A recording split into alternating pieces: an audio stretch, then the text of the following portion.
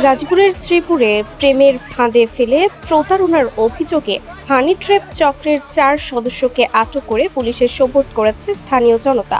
মঙ্গলবার দুপুরে উপজেলার তেলিহাটি ইউনিয়নের টেপিরবাড়ি এলাকা থেকে তাদের আটক করা হয়।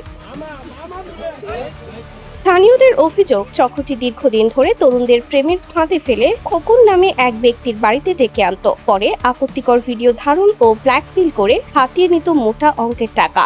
ঘটনা জানাজানি হলে বিক্ষুব্ধ জনতা 4 জনকে উত্তম মধ্যম দিয়ে পুলিশে দেয়।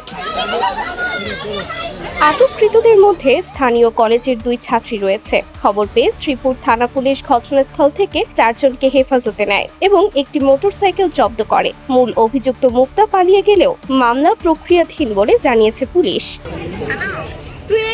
Sumaiya Snigdha, Daily Our Bangladesh.